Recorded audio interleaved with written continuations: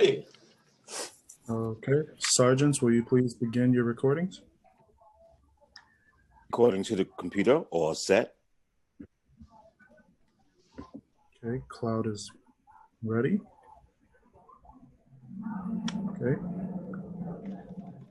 Sergeant Keith, you may begin with the opening. Thank you.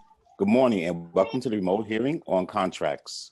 Will council members and staff please turn on their video at this time? Once again, will council members and staff please turn on their video at this time?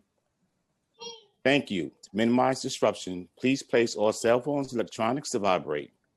You may send your testimony at testimony@council.nyc.gov. That's testimony@council.nyc.gov. Chair, we are ready to begin. Good morning and welcome to this virtual hearing of the Contracts Committee of the New York City Council. Today is Wednesday, December 16th, 2020. My name is Ben Kales and I have the privilege of chairing this committee. For those of you who are watching remotely, feel free to participate in this hearing by tweeting me at Ben Kalos. We are joined by Councilmember Perkins and Councilmember Rosenthal. Councilmember Rosenthal is the previous chair of this committee and has been working on some of these issues for quite some time. And out of respect and out of courtesy, because she is chairing a hearing at the very same time, I'd like to turn it to her to talk about her legislation this morning, and then I will continue my opening statement. Councilmember Kalos, thank you so much. I really appreciate this, and I am going to count on you for pushing this along. I know you will, because I have to shortly give an opening statement on another very important topic. So I'll keep this short. I'm very much looking forward to hearing an update from the administration about Passport. I'm going to count on Councilmember Kalos, who's going to explain why Passport is so critically important to nonprofits. And if we can, our nonprofit providers who do the work that the city asks them to do.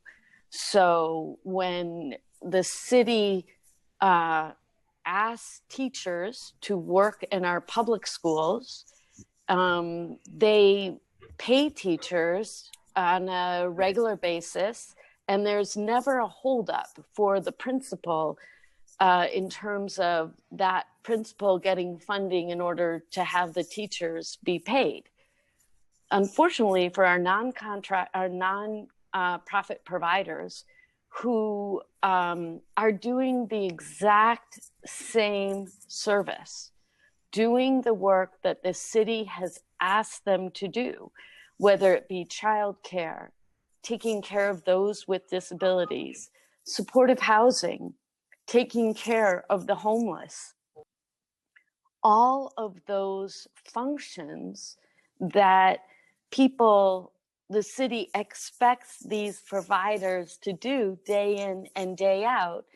Unfortunately, because of the process they need to go through to get a contract signed, and then they need to invoice for work that's already been done in order to await getting paid, any slowdown along the way means they are not getting funded for providing those services.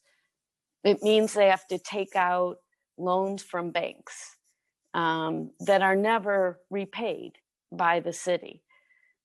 All these additional steps simply to provide homeless services, simply to provide childcare services.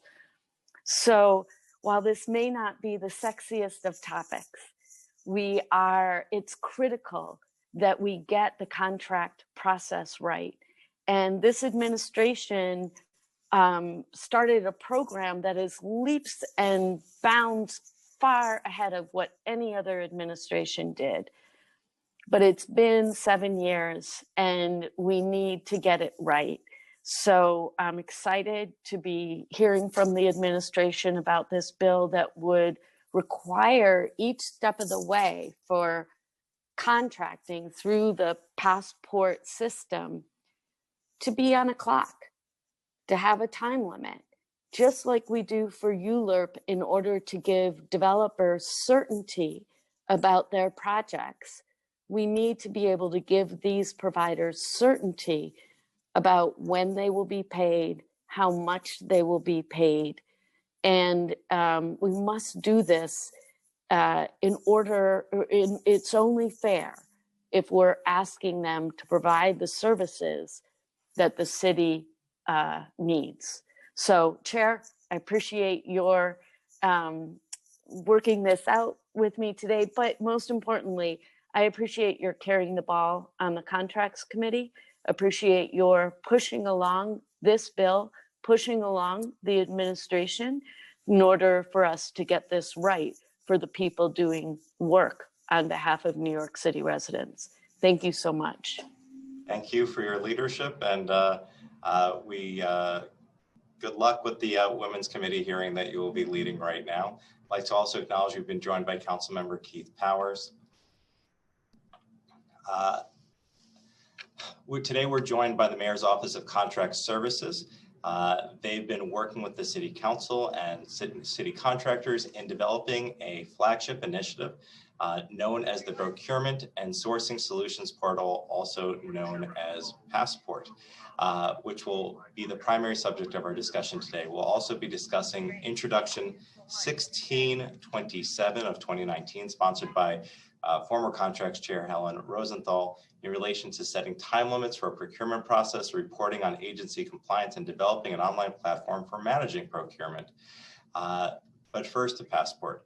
This hearing will provide the committee with a second opportunity to hear publicly from the Mayor's Office of Contract Services regarding the rollout of the Passport system, how it is being received by the vendor community now that it has matured to its third phase, and what other types of updates we might expect in the future to further improve the procurement experience for city vendors.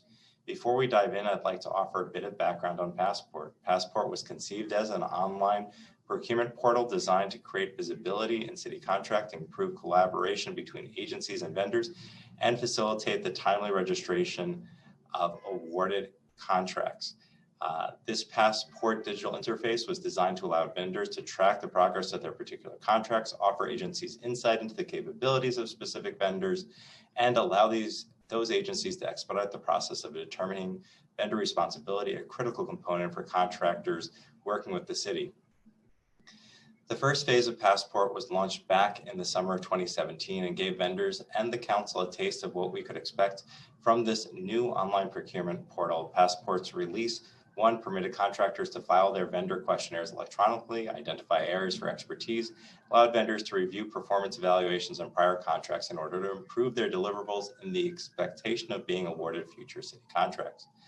Passport Release 2 was launched in April 2019 and built upon Release 1 by allowing electronic vendor invoicing and the creation of online catalog of vendor goods that vendors could update in real time. Agencies were then able to shop vendor catalogs directly with up-to-date access to inventory. Today's hearing is as much an overview of Release 3 as it is a pat on the back to the Mayor's Office of Contracts for their hard work in pushing through this release against the backdrop of this pandemic. This update could not have come at a better time for city contractors who can sign contract paperwork electronically and, most importantly, track their contract progress online directly through a milestone tracker which outlines steps required to have their award completed. Vendors can now just log into Passport and see directly where their contracts lie within the contracting process and what remains to be done to complete their contract awards. Vendors can also now search through Passport for all of the city's active solicitations and see which ones might be able to offer a bid. These updates have been well received by the vendor community, we hope, and we hope to learn more about it. And we also hope to hear more from the Mayor's Office of Contract Services. I think I probably have shared a lot of what we've already learned, but hope to hear it directly from the Mayor's Office of Contracts. I also want to thank our committee counsel, Alex Polinoff, our policy analyst, Leah Skrupiak, finance analyst, Frank Sarno, and finance unit head, John Russell, for all their hard work putting this hearing together. With that said, I will now turn the floor over to my committee counsel to swear in the administration. Thank you, Chair. Before I swear in the administration, I'm just going to go through some procedural items. Before we begin testimony, I'd just like to remind everyone that you'll be on mute until you've been called upon to testify, at which point you'll be unmuted by the host. We will be calling on panelists to testify individually, so please listen for your name to be called. The first panelist today to give testimony will be the Director of the Mayor's Office of Contract Services, Dan Simon. The Mayor's Office of Contract Services will also have the following people available for questioning. First, Deputy Director Ryan Murray, Deputy Director Ellen Villari, and General Counsel Victor Olds. I will call on each of you shortly when it is time to begin your testimony. During the hearing, if council members would like to ask a question of the administration or of a specific panelist, please use the Zoom raise hand function and we will call on you in order. We will be limiting council member questions to 5 minutes, which includes the time it takes to answer those questions. And please note, for the ease of this virtual hearing, we will not be allowing a second round of questions for each panelist outside of the chair. All hearing participants should submit written testimony to testimony@council.nyc.gov. Before we begin, I will administer the oath to the administration. To all members of the Mayor's Office of Contract Services who will be offering testimony or will be available for questions, please raise your right hands. I will call on you individually for a response. Do you affirm to tell the truth, the whole truth, and nothing but the truth before this committee today, and to respond honestly to council member questions? Director Simon.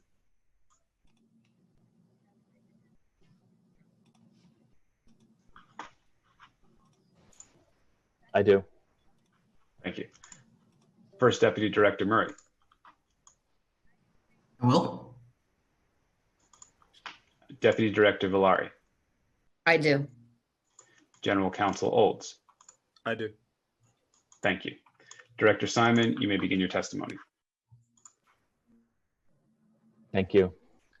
Good morning, Chair Kalos and members of the Contracts Committee.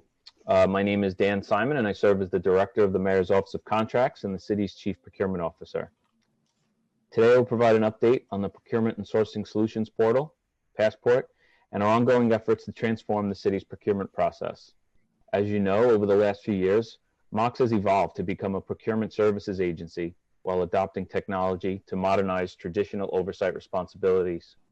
Specifically, we are now organizing ourselves to shepherd agencies through each critical step of the procurement process, from centrally establishing the need for a good or service and releasing solicitations to setting up contracts for vendors and capturing all oversight agency approvals.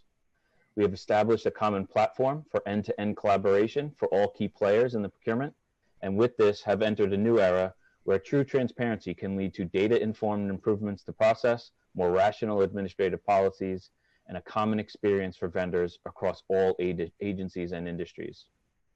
Our implementation plans for Passport have been phased, prioritizing a reduction in burdens to providers first and foremost, and we have worked in parallel to engage sector leaders on conceptual designs for future releases while rolling out and stabilizing new functionality. Passport was first launched in August 2017 to allow vendors to more easily file and update legally required disclosures, removing the need for compilation of dozens or hundreds of pages of paper, which required certification by notaries. After many years, we replaced the Vendor Information Exchange System, also known as Vendex. As providers were required to update filings related to contract actions, they created accounts and submitted information on their principals and organizations to remain in compliance.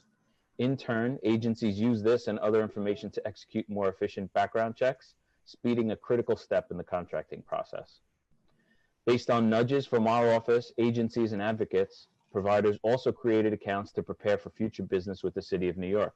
We scaled our approach to supporting the vendor community, establishing a central service desk to respond to routine inquiries and maintaining a range of self-service materials to guide users as they complete various in-system tasks.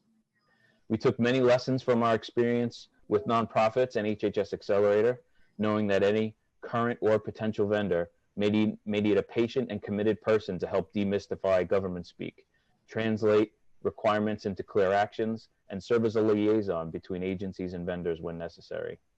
Our second major release created a digital catalog for the city's requirements contracts and a system for managing invoicing and payments against those contracts, which reduced the cycle time for ordering from the requirements catalog by 23% and averaged 4 days from invoice approval to payment. There are now over 17,000 vendors with active Passport accounts in filed status. Vendex transformation was the first quick win for the team, and we used this momentum to establish even stronger relationships with advocates and vendors in all industries. What they all wanted was greater insight into the contracting process, particularly knowing which steps were completed or next, and a predictable experience with solicitations. There was common ground with agency staff who also wanted to standardize and better track processes, which involved oversight partners and vendors. And nearly everyone longed for a digital experience that could be used citywide and not just varied processes based on each agency. The COVID-19 crisis afflicting our city and country since the spring has only further highlighted the need for a fully digital procurement transformation. While many agencies and vendors experienced disruptions to their normal operations, Passport allowed for some continuity and rapid support for essential service providers. It became apparent that activities such as submitting electronic documentation rather than stacks of paper, removing notary requirements, and accepting e-signatures instead of wet signatures would be required to support a digital socially distanced procurement approach that limits in-person interactions. Our most recent release of Passport has brought this vision to reality. Release 3 provides functionality for a fully digital end-to-end procurement process, starting from requisition all the way to contract registration. It allows agency and vendor users to manage contract amendments and change orders while utilizing digital signatures to replace wet signatures. This system release was accompanied by a major change management effort. We have created dozens of user materials, including manuals, quick guides, videos, webinars, and courses to guide each discrete task vendors and agencies must complete across different procurement methods. Along with that, our service desk has responded to thousands of inquiries seeking assistance with initial setup and other activities in Passport since the original go-live date. Our trainings have been attended by over 3,000 participants just among agency procurement staff, and we have hosted over 500 representatives from different organizations at vendor-facing training sessions. Recognizing the need to put everything in a digital format, we have recorded these trainings and made them available as needed for system users through multiple different channels. Through this project, we have found that users often prefer a self-guided learning approach, so we direct resources toward important high-volume tasks so users can become familiar with the system at their own pace. In parallel, we are leveraging Passport and other tools to enhance public transparency into city contracting. As you remember, we launched the public access terminal at our office earlier this year, along with Councilmember Kalos, which provides information on city contracts, vendors, and other procurement data to supplement what is already available in the public sphere through sources like Checkbook. This information is also available on our website under the public reporting section of the Passport page on our website, www.nyc.gov/mocs. Our data shows that these resources have been downloaded hundreds of times this year, demonstrating the value of providing public accessibility to the spending of taxpayer dollars. We will continue to look at new ways to enhance the publicly available procurement data set as we move further with Passport implementation. While Release 3 has hosted a range of different procurement types, our onboarding strategy has placed a particular emphasis on making sure that MWBE and small nonprofits are prioritized for support in the early stages of the system's release. Our staff worked closely with agencies to ensure that these procurements were properly configured and prioritized for early deployment in the system, and the associated vendor pools were aware of how to find and respond to these solicitations. For council discretionary contracts, we undertook a major process improvement to bundle these awards into single contracts per provider, reducing the contract volume by about 2/3. After the August and September transparency resolutions, we bulk uploaded roughly 1,700 discretionary contracts into Passport. Agencies and providers are currently in the process of moving toward registration, with many vendors working through document submission and approval. The decision to prioritize these areas of procurement reflect MOC's ongoing commitment to level the playing field for all entities seeking to do business with the city and make sure the contracting process is accessible to all organizations, no matter their size. While it is still early, we are already seeing promising results. Our vendor and nonprofit communities have provided positive feedback on their ability to move through the contract process in a simplified digital environment, while providing invaluable feedback on specific process pain points we can address through system enhancements or tailored user materials. As we stabilize Release 3 and continue in-flighting contracts from retiring systems, we are also preparing for Release 4. Release 4 primarily brings new financial features into Passport by adding functionality for invoicing, budget allocation, and payment through interfacing with the city's financial management system. Drawing on lessons we learned from HHS Accelerator, centralizing these tasks creates the opportunity for standardization and additional transparency. With Accelerator, we were able to establish a cost manual for human services providers, standardize invoice guidance, and enhance performance management for financial staff. Just within the last few weeks, we established a new invoicing manual to standardize practices and speed up payments to nonprofits. We hope to expand on these gains for the financial side of city contracting through Release 4. Release 4 will also update and replace the last remaining core functionality that Passport has not fully addressed, which is pre-qualification management. Pre-qualification management under Release 4 will shift the existing process from HHS Accelerator into Passport, in keeping with our longstanding goal to centralize major contracting tasks in one place. Overall, this last major release brings the complete end-to-end process for citywide contracting from requisition to payment into a centralized digital location, while featuring new in-kind tools for citywide procurement staff.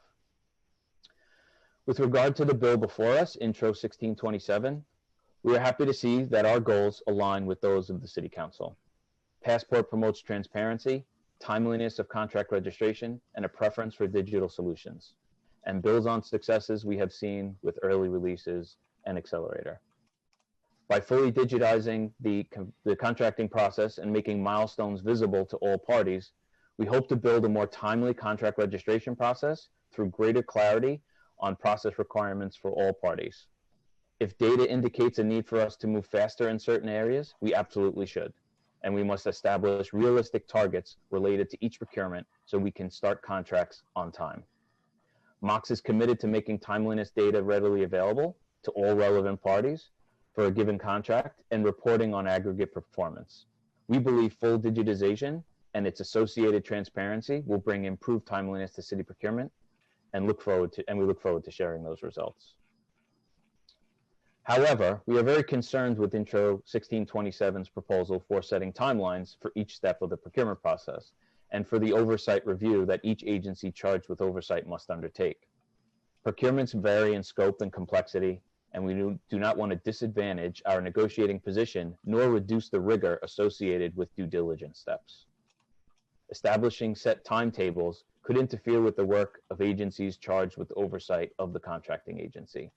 Some contracts are lengthy and complex, requiring significantly more time to review than other more straightforward ones. At times, contractors propose terms that are unacceptable and thus require significant renegotiation in order to obtain the best possible result for the city, requiring additional time beyond the oversight agency's control.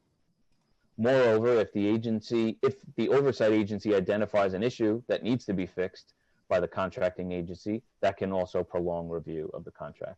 For these reasons, limiting the oversight agency's time to review may be counterproductive and could compromise its ability to thoroughly analyze and review complicated contracts or address unforeseen problems. Overall, the Passport project will remain critical to achieving our goals of bringing greater transparency, timeliness, and integrity to citywide procurement. As the city continues to respond to the COVID-19 crisis, it is more important than ever that we maximize use of fully digital solutions, ease the burden for our human services sector, and put equity at the heart of their recovery. Consistent with this approach, we rolled out the biggest release of Passport yet, with a heavy focus on getting MWBEs and small nonprofits successfully onboarded first, with promising results so far. Leveling the playing field and making it easier for anyone to do business with the city is at the heart of what we do at MOX, and we are pleased to see the attention this major initiative has received.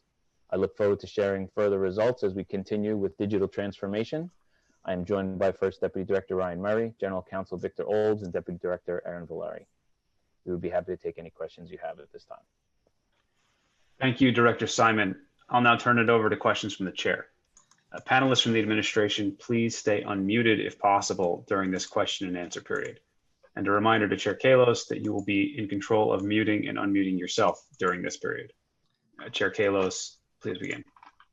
Thank you. We've been joined by Councilmember Barron. I'm going to ask if any committee members have questions, if they want to raise their hand.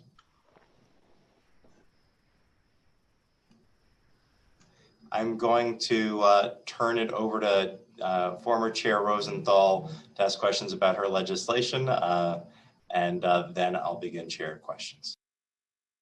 Thank you so much, Chair Kalos. And needless to say, I'm about to have to go back to do something on my other committee, but so I'm going to, actually, if it's all right with you, I'm going to do that first, and I'll be back and indicate to you that I'm back in about 3 minutes. No Thank problem. you so much for your patience. My pleasure. We are working on the art of being in 2 places and 2 Zooms at once. I want to thank you for your testimony. I also want to thank the Mayor's Office of Contract Services for having this hearing on somewhat short notice. I guess I'd like to just start with a broad overview, which is, so Passport is now at the Release 3 stage. Can you explain where you are in your planned timeline for the complete rollout? When will Passport be done? And yeah, when will Passport be done, and how late are we on our rollouts, if at all? Sure, thank you. I like to say it'll never be done, right? Because being a digital platform, right? Our goal is to constantly adjust and evolve to meet the needs of the procurement process and our stakeholders. So I never want to say it's done, but we do have 4 major releases that were planned. In terms of timeline, Release 3, we were hoping to get Release 3 out. Our targets were March of 2020, and that sort of went out the window, as you could imagine. Had an impact on, COVID had an impact on everybody, including us as Mox jumped into COVID response. And we wound up going live in June. There's a knock-on effect for Release 4. We had originally hoped to go live in January, February of 2021. It's looking more like it will be the spring of 2021. But, we're full steam ahead. There's no distraction, and, our heads down. This is incredibly important for us to get done. But there, so there was some, delays due to COVID, but we are back on track and ready to go with only a couple of months delay. Usually delays come with cost overruns. How much was initially budgeted for Passport? How much are we spending, and are we seeing cost overruns on this project? I'll get you the exact contract dollar value. It's certainly publicly available. I just don't want to say it incorrectly. I don't have it right in front of me. But there have been no cost overruns due to any kind of delays. Every bit of budget that we have on this contract has gone to scope. In reviewing this this program, we noticed that that while this program appears to be a multi-years project, something that is going to take an entire term to get done, that some of the jobs involved in implementing Passport have been outsourced. Can you share what was outsourced, why, and whether or not we can use city employees to do the work? Yeah, so I guess I wouldn't call it outsourced. We contracted out for particular expertise to join the city staff that we have at Mox. The Mox staff has actually grown. The city staff has grown quite significantly over the past few years to support this project. And as I talked about in our testimony, we have a robust learning management as well as change management structure at Mox, and those are all city staff. And when it came to particular expertise that we needed around the technology itself, that we didn't have in-house, we have brought in some partners to work with us on implementation. Obviously, this is a SaaS product, and so we the initial procurement was for an implementator for the work for that particular technology, and so we contracted with a company called Ivalua. Ivalua has a subcontractor, which is Accenture, and they are the systems integrator for the project. But all of the surrounding strategy, change management, learning management, and to a large degree, the technology maintenance is done by city staff.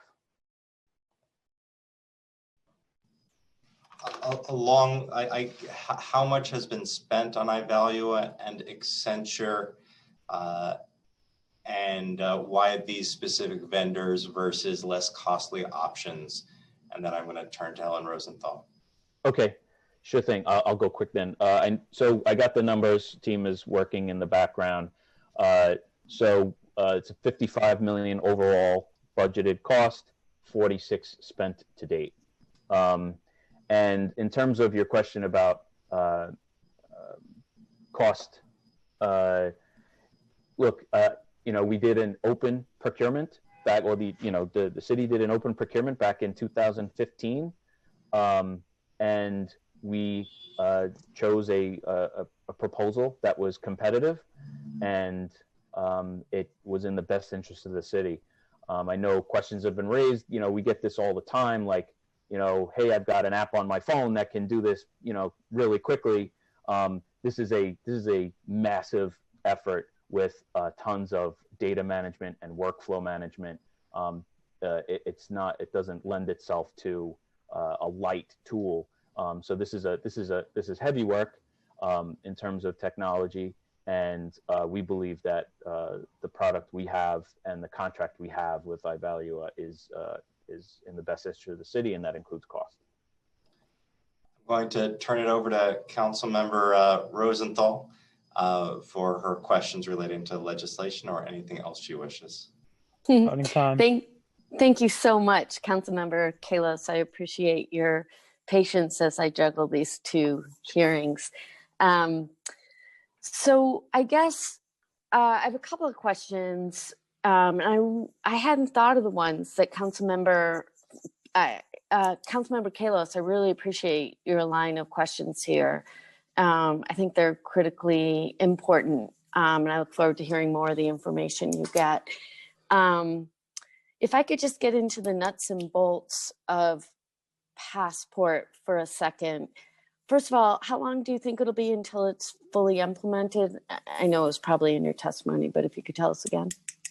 Sure. So release 3 just went live in June. We are projected to go live with release 4 in the spring of 2021. And in terms of major releases, that is the end of the major releases. But done, it'll never. And I had answered to Councilmember Kallos, it will never be done because we are constantly iterating on the technology. In fact, we've made hundreds of changes already, enhancements, suggestions from users. We're able to implement fairly quickly. So we've made tons of changes, even to just release 3, which went live in June. So the work will never be done in terms of when is it done. It'll never be done. But release 3 was in June. Release 4 will be in the spring of 2021. Would you expect that might be other users besides the human services sector? Do you expect all contracts to go through Passport? Yes, all city contracts will go through Passport. That is the plan. It's already begun. Yeah, and is that a part of release 4 that by spring 2021 that will be done? So in terms of contract registration, that is in scope for release 3, and we are in the process of doing that right now. So we are onboarding. So there are all these contracts that are being managed to some extent in existing systems. We have to retire those systems and migrate them over to Passport. That's what we're in the process of doing. And any new procurements, any new RFPs or bids or anything are now to go through Passport. Yeah, I get it. It's a lot. It's a lot. That's why there's so many people working on it and so much money being spent on it. Will NYCHA be a part of this, or DOE, or SCA, or H&H? So yes to DOE. no to SCA, NYCHA, and H&H. There are no plans for them to be using Passport. Is HPD, sorry, go ahead. I'm sorry, they do use Passport from time to time for background checks on their vendors. So they're not integrated into the full process, but they do have access to the disclosed, what used to be called Vendex, that part of the system. They do access that for, background check type information. Oh, that's great. All the non-city agencies. Yeah, it's not necessarily part of their routine business, but from time to time they will access the system to look at a particular vendor. How about the contract work that HPD does for building housing? So we've been working with HPD from the very beginning, and they're in the family here. Great. What would you, given, I'm sorry, and I apologize, I'm all over the place. So I really appreciate you, Director Simon, as always. What would you think about having two different buckets? I'm going to get to this point of having real timelines that most vendors could count on. Would it be possible to have two buckets of vendors, one that can count on a timeline and one that would be in the bucket of need more variability because of the concerns you raised in your testimony, so that the city could be assured, or vendors could be assured? I'm going to hazard a guess, more than 90% of contracts could be, we could know they're going to go through the system within a very short amount of time.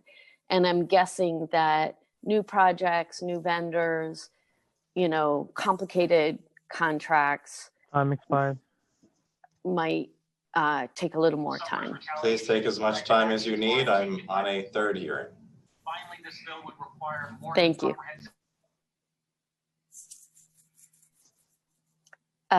So, Director Simon. The two buckets. Oh, Yeah. I'm sorry, I couldn't hear. Yeah, so, the two buckets. Yeah. Yeah. Okay. So again, I think we are completely aligned on what we want to achieve, which is speed. I think, to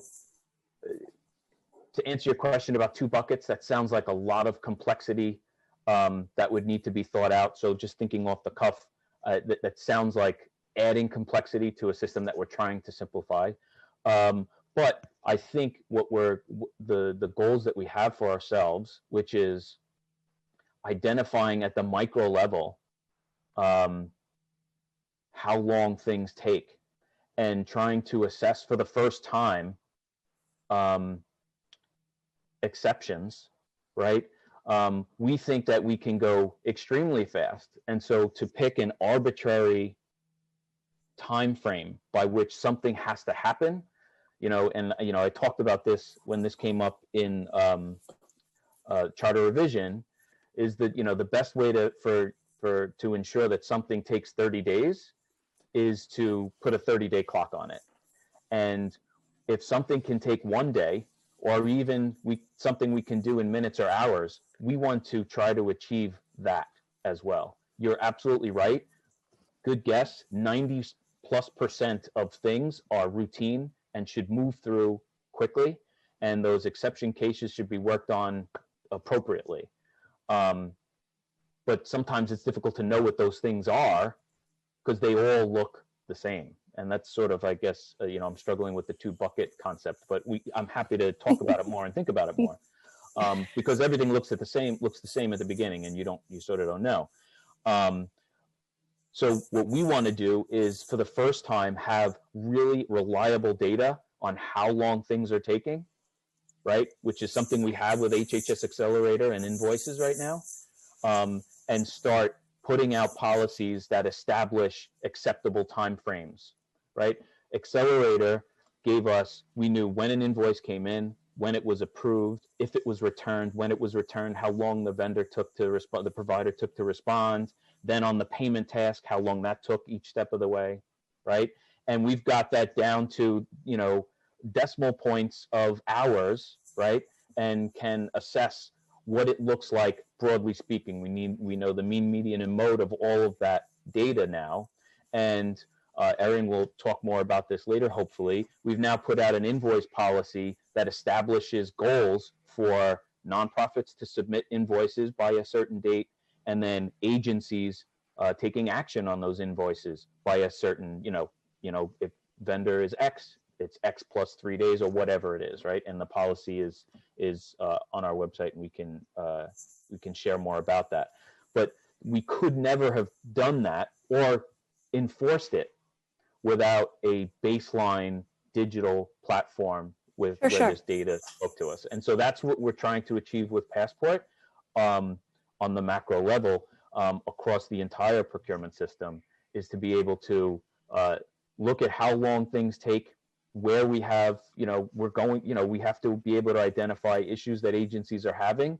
Are they exceptions? Do we need to spend more time with particular staff at agencies? Do we need to, agencies as a whole, you know, how do we identify problems? Right now, it's only anecdotal for the most part, right? We hear that something's taking too long, and so we run to that fire and try to address it and fix and help. And that's what we do for nonprofits all the time.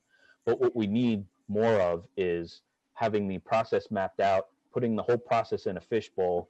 Everyone sees where everything is going and on what time frames. And then we can start implementing policies to set targets for time frames. And setting those ahead of time with No. Fair. Yeah. That's a fair point. I wouldn't want it any other way. Right. So I would put that aside. I mean, there's no doubt this would have to be based on data and on achievable goals. It would be silly to do otherwise. Again, the guiding philosophy is, how do these vendors that are on the human services side doing so much for us every day. And, you know, if I could take an jab just for 1 second, we worked so hard over the years just to get them paid for all the time they have to invest in getting these contracts signed. We got a commitment from the administration to pay for that, and the administration reneged, right? So those are the indirect costs. And, you know, it puts the onus on you even more, because if we're not going to pay providers for all the work it takes, extra work it takes for a bunch of things, but including getting these contracts signed and processed, you know, the onus really falls on you to get it right and get it done quickly. Yeah, I don't want to redo the last hearing, and so I hear you, and I'm listening. We're always listening. I think our focus has always been at Mox on keeping the human services sector strong, and that includes getting them paid on time. Not only getting paid on time, but, you know, obviously a related issue is getting their contracts registered on time, and that's why, you know, the invoicing policy is out there. If we have registered contracts, we have to commit to paying them faster.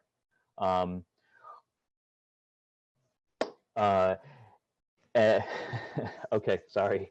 And so, you know, back in the spring, with the hell that the city went through in March and April, one of the first things we did did a tremendous push to issue budget advances to the nonprofit sector. We pushed, in a matter of weeks, we pushed $750 million out to the to the nonprofits through their budgets.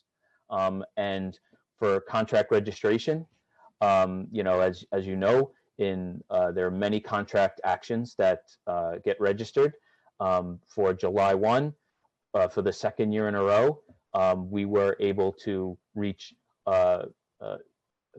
outstanding goals in getting those contracts registered so that we could issue advances in early July. As you know, we issue 3-month advances on nonprofit contracts in July so that they have cash flow for the first 3 months and improves their cash position as the fiscal year moves on. And so for the second year in a row, despite COVID and everything that was going on, and we worked with the controller's office, and they were very helpful back in the spring to work on human services contracts and get them registered on time so that we could get the money out the door. And so I think our focus is on supporting them as much as we can. That is what we think of when we're trying to improve the procurement process. We started with small nonprofits, which the city council funds, making sure that our hardest to reach and the ones that will struggle the most with dealing with a city contract, we wanted to make sure we got to them first. And so we feel comfortable with our approach, but always willing to hear more and about how we can improve, and we'll do that always. Sure. I appreciate that, and I appreciate where you're going on this. And I'd also like to get it back to the chair because I know he has a lot of questions. Just really quickly, this is minutia, but you've got now over 17,000 vendors with active Passport accounts. Are they fully into phase 3? They're fully what does active mean? So active is active means that they have come in and they've created an account and they filed their disclosure. So they've done the Vendex process, what used to be the Vendex process. That means we've got 17,000 vendors that are ready to go, ready to compete, respond to RFPs. So they're in the system, they have accounts, and so they're ready to go. Their contract is in the process potentially of migrating into Passport. So maybe some of them have stuff in there and some not yet. So it's a mixed bag, but everyone is sort of set up and ready to go. And again, this sort of gets to the 2 buckets idea, so forgive me. But of the 17,000, could we safely say all of our routine, I'm not talking about some vendor out there who you don't know about, so how could you know about them? But the people the organizations that we usually contract with, do you think all of them are in that bucket of 17,000? Okay. Yes. And where are you the city, in training all of the agency staff in knowing how to use Passport? So these are the agency contract specialists who I'm sure have had to undergo lots of retraining. This is new, this is different. And I'm sure there are always people who can be retrained and new hires, but forgive me for asking this in such a vague way, but if you could be as precise as possible, how's that going?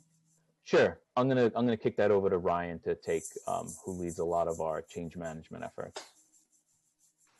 Thank you. Thank you, Director. Hi, Chair Emeritus Rosenthal. How are you?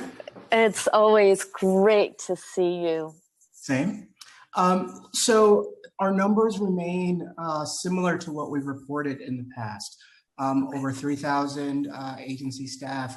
Even before we launched, we're engaged in learning about the platform, giving feedback, and helping us to get to the starting point, whether that was the first release or the most recent.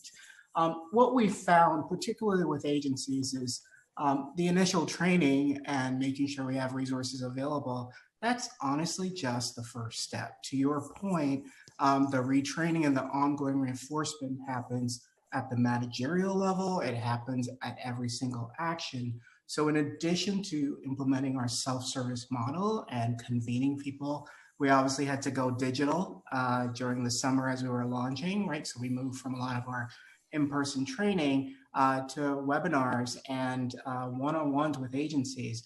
But most importantly, I think now, agencies have access to all those materials so they can beef up. We've put a platform in place that we're now rolling out to make sure that they have basic procurement knowledge. And our agency teams are organized in such a way that, and you'd be familiar with this, by task force, so thinking of social services and infrastructure and everybody else who has general procurements, we have our teams organized to have a point person for each agency. And as procurements are being planned, not even just released, planned, our agency teams are right there with them, moving them through every step. We're talking about screen shares along the way, right, to make sure that if anything is still confusing, we can get there. And that's happening both on the procurement side, in terms of getting a solicitation out the door, as well as the contracting side. So this is, you're at the award stage and you need to click a few buttons to get stuff out to the vendors. In addition to that, obviously, vendors continue to be, frankly, very self-reliant in using our platforms. And for those who aren't, we take in those requests. We had some 30,000, we call them tickets, but that's really an interaction. Somebody saying, I need help last calendar year. And we make sure that our teams are also positioned to thinking about the discretionary portfolio. We aren't just saying, let's work with the agency. We set up a process in place where as the agencies are doing their work, we're asking the vendors to also get ready, and they're hand in hand, literally just, I know you're jumping from room to room. That's also the similar thing that we've done. We'd have the agency in one room, and we get the vendor, and then we might put them together so that they can move through those tasks. So ongoing exercise, we've structured ourselves for that hand-holding all along the way, because we found out that that's what's necessary. Vendors tend to be able to do things on their own, however, but the functionality and the workflows are a bit more simplified. Yeah, I'm less worried about the vendors and more worried about the agency staff in that question. You've asked before a question like, so when you find a staff person who still doesn't know what's going on, how do you address that? This model helps us to really escalate those issues and precisely address whether it's the staff person and their manager who needs to pay attention, or it's the overall agency. So we've structured ourselves. I feel so, thank you. I feel very heard. I really appreciate that. And I just commend you. I was looking for your title, First Deputy Director, Ryan Murray, for your exceptional dedication to this and the outcome. And frankly, Director Simon, that goes for you as well. I know how dedicated you've been to this, and really appreciate all your work. Councilmember Kalos, thank you for giving me this extra time, and thank you for the flexibility with juggling everything. I really appreciate all your work and support on this effort. Thank you. Thank you for your leadership. I have one follow-up question on Councilmember Rosenthal's bill, which is, I once had oversight over a different mayor's office. It wasn't Mox. They had a different name. It was Mayor's Office of Operations. They call themselves Ops. I call them MOO. But they were responsible for the mayor's management report. And in the mayor's management report, they had indicators. Some of the indicators were a floor, some of them were a ceiling, and some of them were a goal. Would it be possible to work with the bill sponsor and put in perhaps legislation where there was a not to exceed threshold for everything, no matter how horrible or difficult it might be, and a goal, and perhaps buckets, or even just thresholds on contract sizes? It seems like smaller contracts might be easier, bigger contracts, multi-million-dollar contracts might feel, and actually having a goal so that we don't end up in a situation, as you just testified to, where people take the 30 days because they have it. And similarly with tracking and to just see where the agencies are. And I know that the federal courts, I'm an attorney, the federal courts have tracking, and they use that to determine how long cases are. And I remember judges saying to me, you need to get this case settled, or you need to get this case to trial in the next 30 days, because you're making my calendar look bad for the managing judge. Yeah, look, something like the MMR is absolutely the types of things that we're looking to produce. I just don't, I don't want to put even a not to exceed number out there when we don't know what we have yet, right? But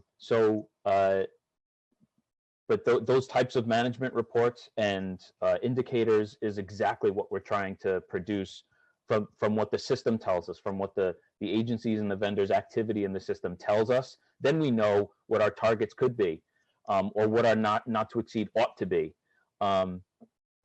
even if egregious. So we're totally with you all in spirit, believe me.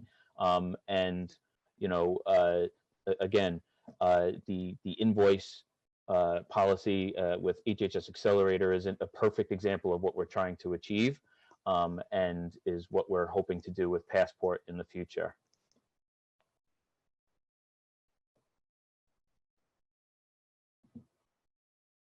Thank you. I'm going to move back to the previous line of questioning. That being said, if there's any council members who wish to raise their hand to ask questions, I'm happy to defer.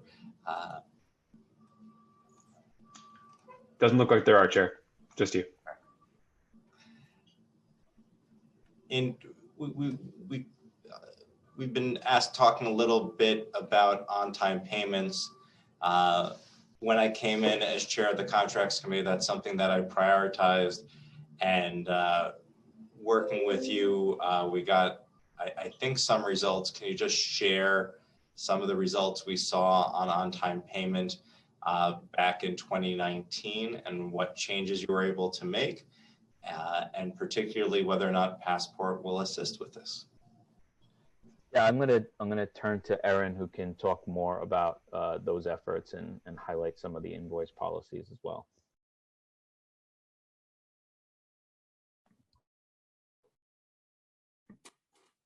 Hi, Chair Kayla. Sorry about that. Having a little difficulty with my mute button. Thank you for the question. I'm actually excited to share some of the work we've done with the invoicing policy, and a lot of what has been talked about here is actually why I came to Mox in the first place, because I'm excited about creating rational standard policies so that vendors, and especially coming from a background of working in the Health and Human Service agencies, the providers really know what to expect, right? They have an expectation of what's going to happen and in what reasonable time frame, exceptions aside. And you know, it's interesting that discussion about the two buckets and the 90%, because during the pandemic, what we quickly did was spin up some of these engagements that I think Councilmember Rosenthal was really alluding to, which was how do we ensure that the agency staff that are actually carrying out these policies understand what they're doing and where they should spend their time so that we can get those payments out the door. And so we started monitoring some of the data that we have available in Accelerator. And what we've noted is that if we monitor the overall activity, what we're seeing, just as an example, we ran some numbers on the 12th of December. From July 1st, there have been over 23,000 invoices submitted in Accelerator. Over 90% of those have been approved and executed for payment. And so that's $1.7 billion since 7/1. And the remaining 10%, we put in an action list that we distribute to the Health and Human Service agencies so they can focus on those invoices that are aging or aged. And so what we're trying to do here is build a practice around performance management, understanding where we are, constantly iterating to improve, and creating the data tools necessary for agencies to act. And so that's some of what we've been doing. And what the invoice policy does is it creates those expectations for the provider community as well. And so we have a practice that we can standardize and then continue to engage with both the vendors and the agencies to improve over time and iterate. And so we're constantly looking to establish a performance management practice, which I think is the larger goal.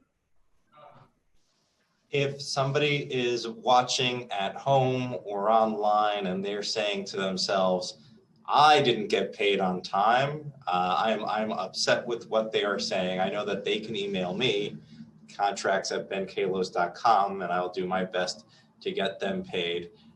Where can they email, whether they're dealing with an agency or somebody else? Who can they email? Where does the buck stop? Who can they email to make sure that they get paid on time? My email address is dan.simon@mox.nyc.gov.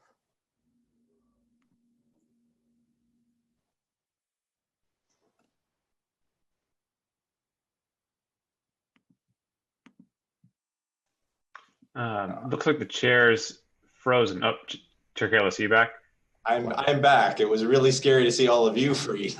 It's just like, great, my internet dropped. So I'm not sure if I heard an answer, but I was looking for another email address. I'm glad that the director gave out his personal email address. I've done it before. Nonprofits know my email address. They know how to get in touch with me. They know how to get in touch with Erin.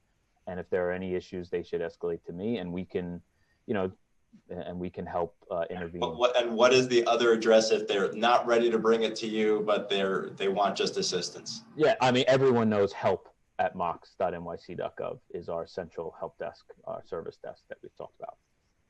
Great. And so along those lines, back in May, I recall, is it true that you actually were working through spreadsheets to try to get everyone in the system and get folks registered so that they could get early payments? And what did the early payments look like in 20? I assume you're asking about 2021. Erin, do you want to just go through those numbers? Yeah, sure. That's no problem. And so we had, as you had mentioned, we had been tracking that and working directly with the agencies, and even this year, some of the providers to help them get their documentation in to meet those timeliness goals. And so we are happy to report that as of July 1st, nearly all of the human service agencies met the benchmark of more than 90% of human services contracts with the July 1st start date. And as I mentioned, we had started monitoring this year also budget approvals and invoicing, and it started in the pandemic, and we continued it with the FY21 timeliness initiative. And so we were able to execute over 1,200 advances totaling nearly 500 million just in the first week of July. And that continued to grow, and we continued to monitor that into August and work with the agencies on a weekly basis, sometimes in some cases a daily basis, to keep that going. And again, providing with them with that information, here's what's in your queue, here's what's ready, here's what can go. And again, establishing that practice of performance management. And so sometimes no good deed goes unpunished. The contracts committee staff has pulled the median time it took for city agencies to complete procurement for competitively sealed bids in 2020 versus fiscal year 2020 versus fiscal year 2019. And it appears that it's slowed down by about 183 days. Is that accurate? Beyond is the explanation the pandemic, and how can Passport, whether it's revision 3 or revision 4, address those recent changes that we've seen in your performance? Yeah, I think that those numbers are a reflection of a procurement system that needs reform. And that's what we're doing with Passport, right? Passport Release 3, we just went live with in June, and we are now beginning to release all bids and RFPs through the system. The other thing I would say is that speed and the number of days it takes to do a bid or an RFP is not always an indicator of success. I know we've talked about this before, but oftentimes the city has a target date for a start, particularly when it comes to human services. We know when we want the services for that contract to begin. And so success is nailing that date, right? Having a contract registered by that date. And whether the preparation for that contract to be ready on that date takes 3 months, 9 months, or 18 months, doesn't matter. They're all successful if they meet that date. So I just caution using the number of days it takes as an indicator of success. Be that as it may, I am not defending the current procurement process. Bids and RFPs take way too long as well, and that's what we're focused on with Passport.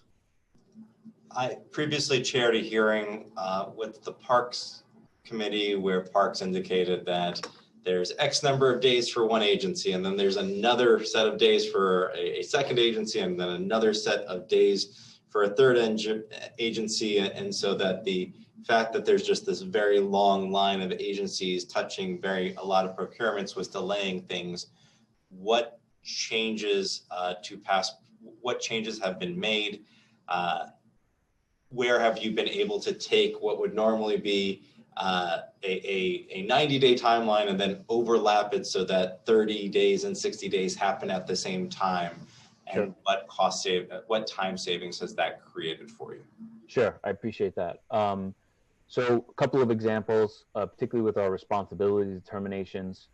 Passport has allowed agencies to share information on vendors, and that has gotten what we believe, again, data is tough in the old way of doing this work, but we believe it was something like 7-8 weeks on average to do a responsibility determination. Now we're down to a week or less because of this sharing of information. Basically, an agency would do a responsibility determination on vendor X, and the second agency would have to do it completely from scratch themselves because there was no information sharing. And now they get to leverage each other's work, and that has sped up the process significantly.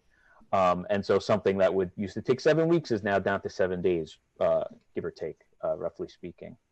And those are the kinds of things that we plan to do throughout Release 3 as well. Right now, so for the first time, we now have a system that will lay out all of the different tasks, and where they can be done in parallel, be done in parallel. When they're done manually, only the person with the paper on their desk can do the work, right? And so that leads to a lot of inefficiency. But absolutely, our ability to do work in parallel in a digital space. I mean, this is, as we've talked about before, this is a lot of this stuff is just no-brainers. The system itself will bring a lot of speed, but that does not change the fact that we also need a significant change management effort amongst agencies to meet the system where it is. And that is the other way in which we're addressing this, is by organizing ourselves so that, as Ryan and Aaron were talking about, we have specific teams dedicated to specific agencies, and we're sort of white glove service, concierge service, walking them through each step of the process through Passport to ensure they know what they need to do and that we're successful in what we're trying to achieve here with bringing efficiency to the procurement process. With regards to the agencies, and perhaps that may be where the introduction that we were hearing today might be best aimed, but how can Passport help address ongoing problems at specific agencies? How can we create consequences? So I love concierge, I love white glove, I love carrot versus stick, but how can we incentivize or provide consequences for agencies that continue to delay payments to vendors? And is there a way for Passport to force agencies to actually inform vendors when and why payments might be late? So our position on that is that putting the process in a fishbowl, the transparency itself, will move the process along. But we've also given agencies now, for the first time, a tool that allows them to do their work efficiently. And so we expect that to bring speed to the process, that transparency. And, we have no reason to believe why that will not achieve the results that we're looking for. It's worked in Accelerator as an example, right? Our invoice review times are, Erin, you can correct me if I'm wrong, but I believe 6.5 days, and our payment tasks are roughly 2.5 days. That's because that first, we've made it easy for them to do their job. Easy, right? Their job is to review these things to make sure that they are appropriate, right? And that takes time. But in order to memorialize their decision on that particular task, we've made that tremendously easy for them, right? So that's the first thing. And then the transparency that system provides to us and to other stakeholders in the city and to management at these agencies, that's why we're seeing those cycle times. And that's what we intend to do for each step of the procurement process going forward. Let's talk about that transparency. The city council passes a lot of reporting bills, and there's a lot of reports out there. And even as a council member, I've had difficulty getting my hands on those reports. And I found that when things are public, that means that I, as an elected official, might have access to. And you might be surprised all the nooks and crannies that reports can be hidden in. And so my feeling is you get what you measure. There's an observer effect, whether it's in psychology or in physics. It's actually two different terms, but they actually do both go to the fact that when you observe something, you impact it. And so you have passport. Transparency is going to be key. The council does have an oversight responsibility. I also believe in the fourth estate and the fact that the press and the power of the press can help both the council and the executive responsible.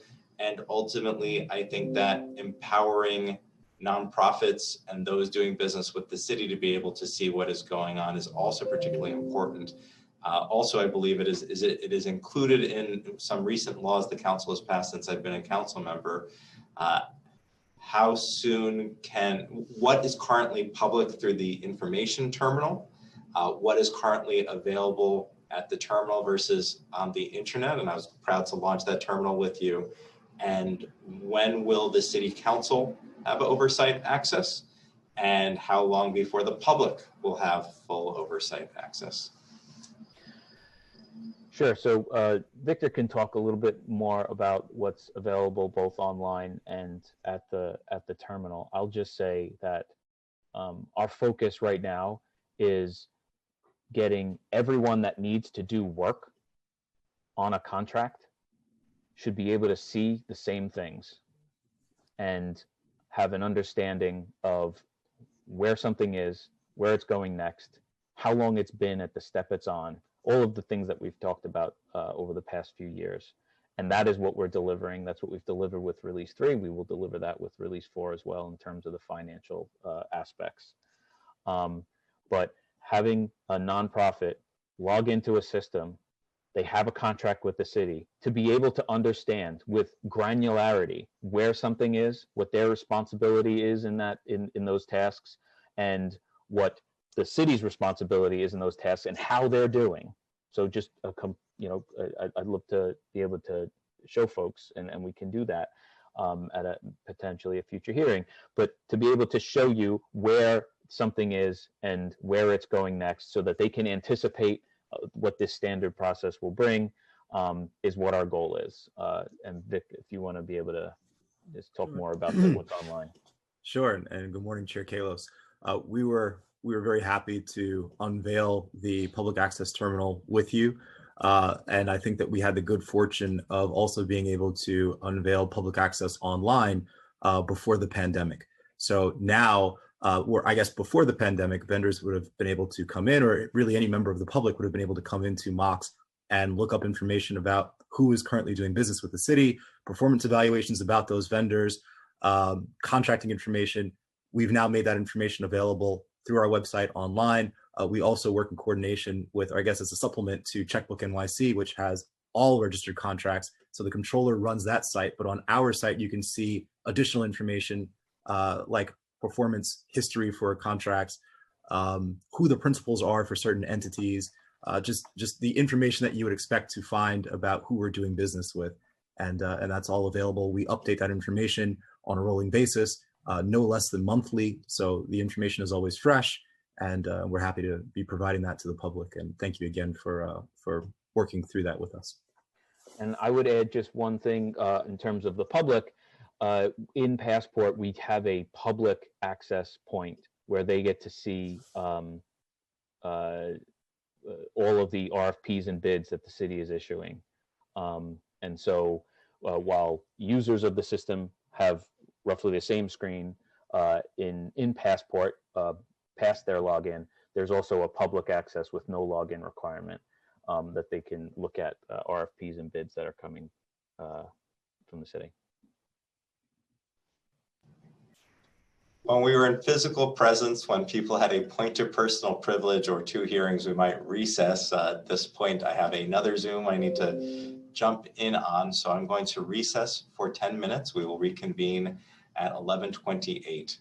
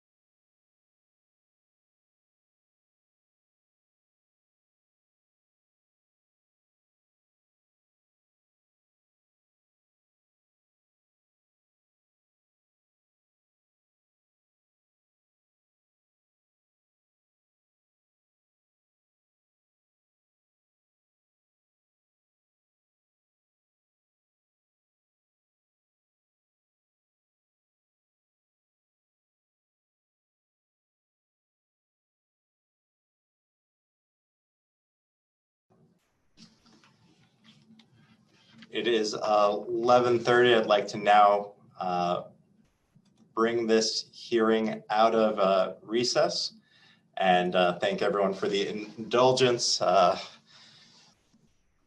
We were doing a hearing on child's care, and as a parent with a small child, it was particularly important. I want to thank everyone for their indulgence. And once upon a time, this used to be normal to have a brief recess.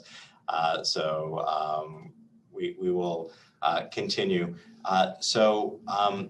Forgive me, just to follow up, do we have a date certain, or at least whether it will be included as part of release 4, the open and public access and oversight for whether it's the council or reporters or general folks to have access to Passport? Yeah, we're happy to work with you and think through the design elements you're thinking about for release 4, which, as we said, is in 2021. I think there might be elements of what you're thinking about that we already have covered. So I'd want to talk about that more, but we can certainly work with release 4 on that. Thank you. And now that being said, a lot of what council members may be focused on is their discretionary awards and capital contracts. When will the city council, or does the city council already have access to being over to oversee where particular contracts might be, whether it's with a nonprofit providing services to the homeless and youth, or a contract with the Parks Department to rebuild a resilient waterfront or a playground that we need more than ever during this pandemic? Yeah, thank you. So with your help in the discussions that we've had over the past several months, we've framed out an access within Passport for the City Council. It's built, it's ready to go. We're working with Council Central to help us manage access across all members and their staff. We're excited about this because we think, you folks being the ones that made the funding decisions for these small nonprofits should also have the same access that those vendors and the city agencies do in the development of those contracts. And so we're on the cusp of having that access granted, just going through the machinations of account creation and stuff like that. But it's already built. In terms of, I just want to caution you, it's the city council discretionary. They're not the capital projects that are in there right now, but we can work towards that as a goal. I would prioritize capital. The expense tends to move, at least since I've been contract chair, the expense projects have been moving more quickly. It is the capital projects that can drag on for years. I will say for my part, I tend to stay on top of my projects and meet with the agencies frequently to keep it on track. I would love if Passport could do that for me so that I didn't have to meet with them once every couple of months to say, like, where are you in the contracting process? Yeah, absolutely. In a lot of your testimony, you've talked about your part of the contracting process and invoicing and just where you've been able to speed things along. You've mentioned registration multiple times. Who does registration? How does registration work? Can you pay people before things are registered? And how can Passport help get to registration more quickly? Sure. So the city executes a contract with the vendor.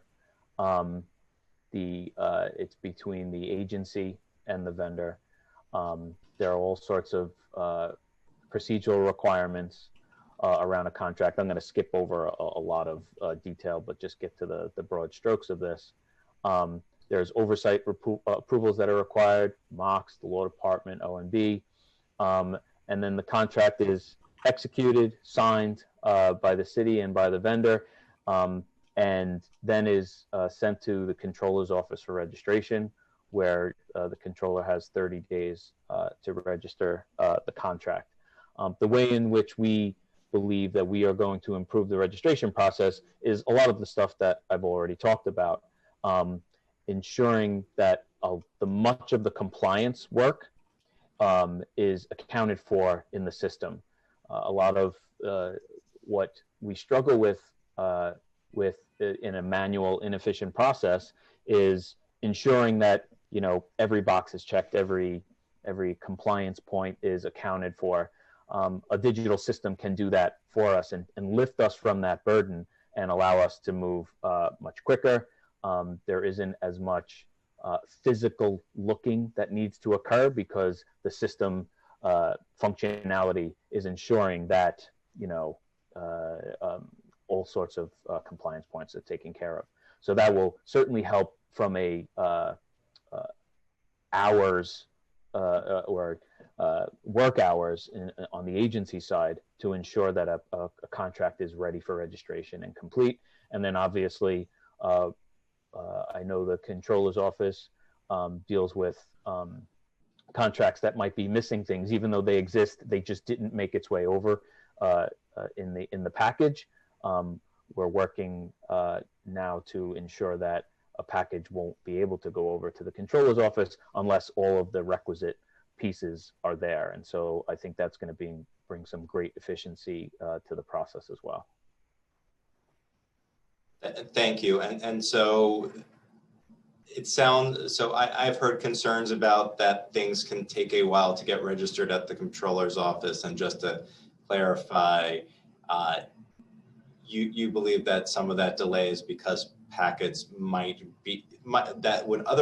are otherwise complete, the materials just didn't make their way, and that is something you hope to solve? So I think the legitimate concerns that we have with the registration process are those. We've had some struggles with the registration process in this administration with the controller. I've been on the record about those things before. It hasn't gone well.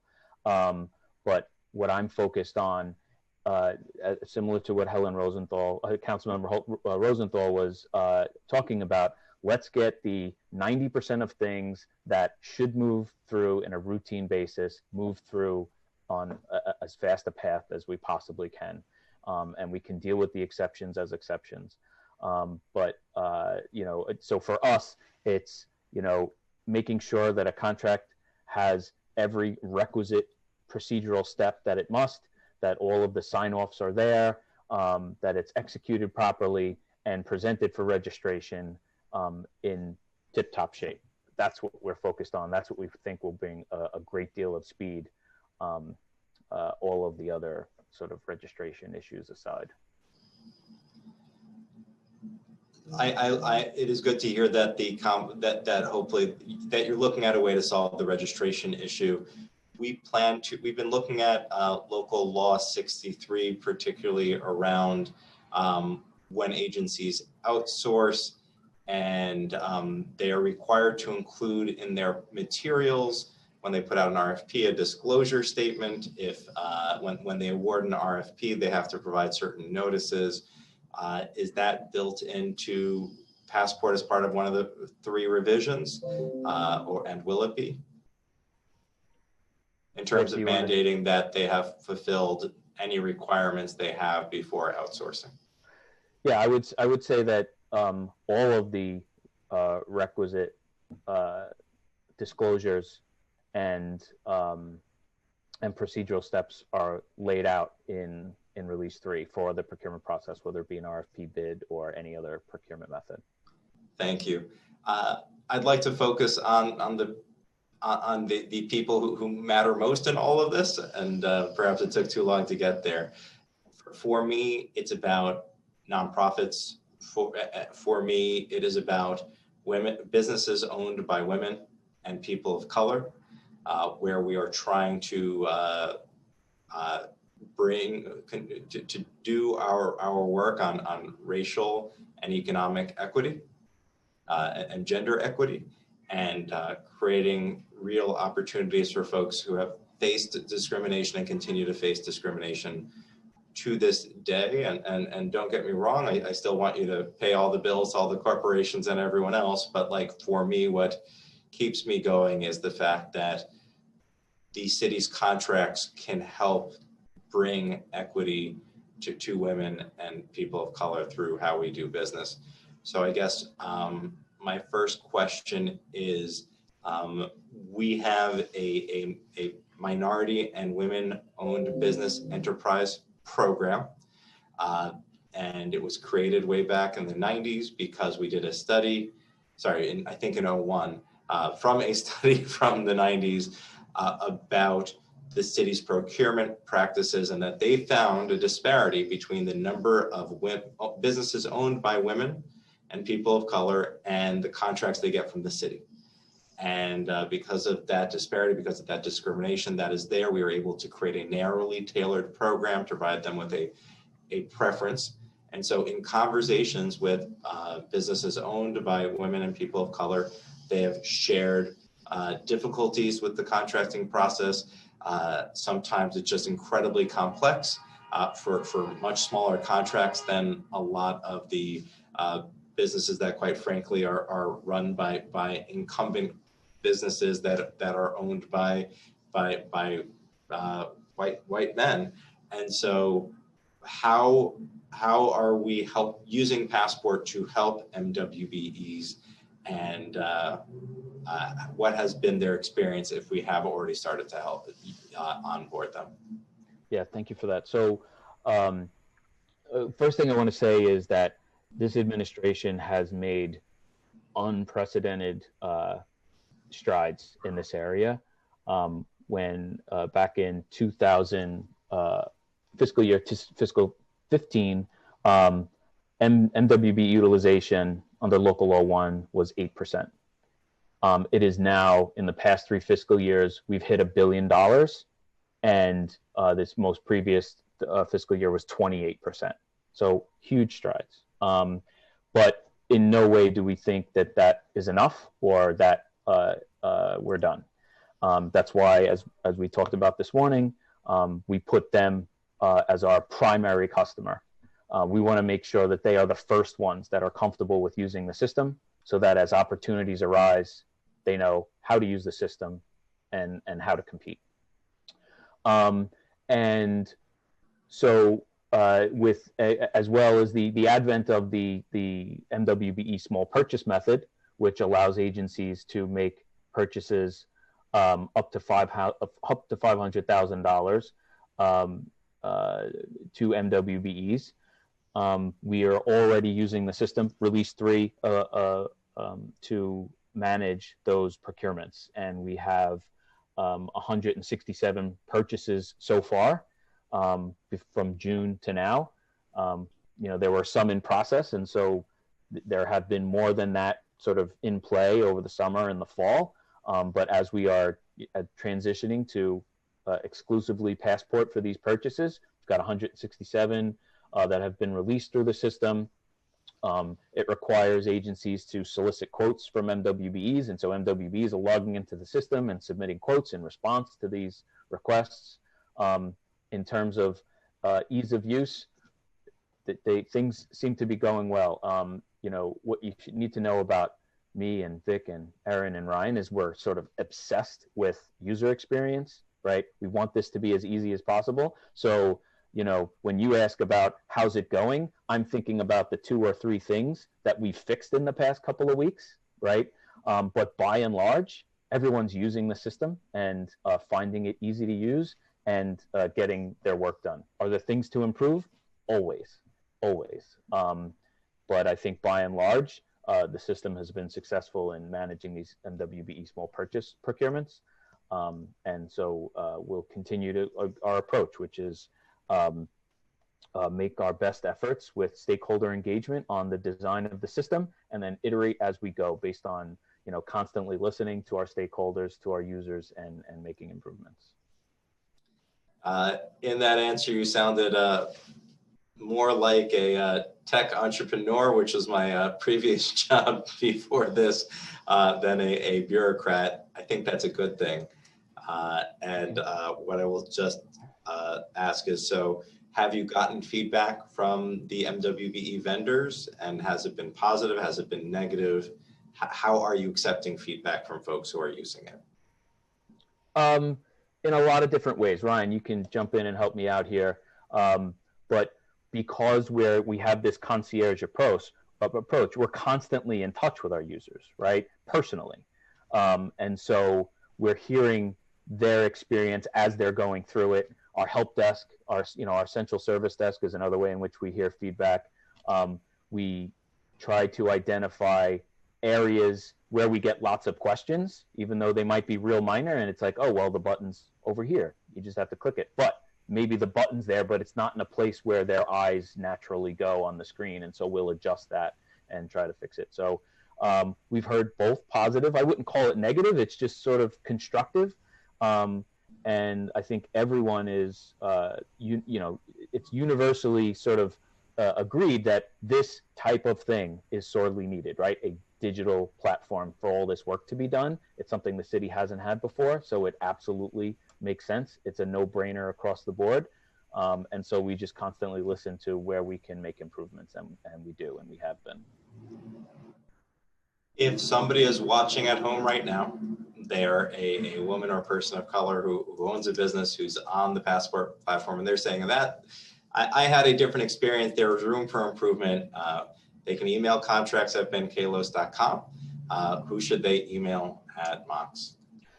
help@mox.nyc.gov is still a good central point of contact. But again, my email address is dan.simon@mox.nyc.gov. I now feel a need to share my email, which is bkalos@council.nyc.gov, and feel free to reach me there. And so the other part is we have nonprofits. It is harder today than it was before. They're dealing with more people who are hungry and need access to food. They're dealing with seniors who need more services today than before, particularly since many are trying to stay home to stay safe. What has the experience been for our nonprofit community? How many have been onboarded? How many are left? And what are you hearing back from our nonprofit community? So I would say roughly the same. The nonprofit sector has had the benefit of a digital platform for parts of the procurement process, right? RFPs are done through HHS Accelerator. The invoicing is done through HHS Accelerator. And so based on that constant stakeholder engagement, we've developed that tool since 2013 is when we first went live with HHS Accelerator. And so they're in a unique position because they're used to having a digital tool to manage at least parts of it. And so I think the major concern for nonprofits right now is, okay, I've got Accelerator where I do some of the work. Now here comes Passport. What's going to be the transition? That's absolutely on our minds. And so, their concern, I think rightfully so, is where is all my work going to be done, and how is the transition from Accelerator Passport going to play out? We are in constant contact with nonprofits, working with them to understand their needs, understand their concerns, and make sure that we're communicating to them in a way that makes this as easy as possible for them. But like I said, our obsession is focused on making sure that this tool is easy to use, and our primary customers are nonprofits and MWBEs right out of the gate. So I think we're on the right track, but obviously always listening.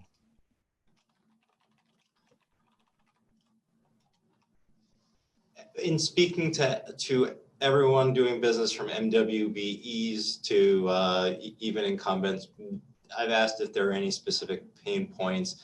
One example has been that you have to have a notarized IRAN divestment document. Would the Mayor's Office of Contracts be open to putting together a list of all the things that slow things down unnecessarily that could be replaced with, instead of having a IRAN divestment certification from every single thing? Maybe we could just have it done once, and then just a self-certification where the person attests and says, I still am not doing business in Iran.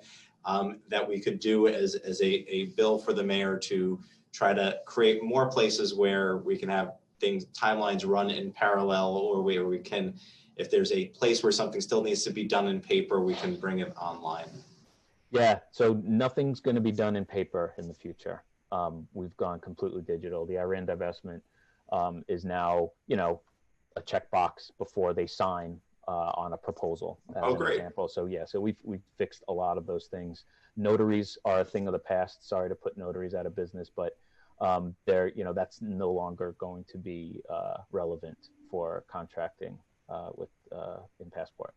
That is good news. We may have additional questions we may provide from our committee and follow up if there's anything that we did not already cover. I have an important question for you. Giants or Jets? My dog's name is Blue.